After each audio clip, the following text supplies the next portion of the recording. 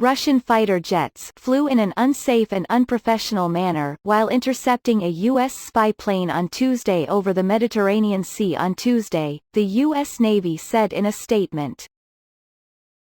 The encounter marks the third time in 2 months that Russian pilots buzzed U.S. aircraft. While the Russian aircraft was operating in international airspace, this interaction was irresponsible, the statement said. We expect them to operate within international standards set to ensure safety.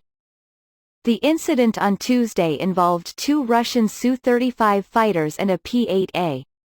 The fighter jets took close station of the spy plane, the statement said.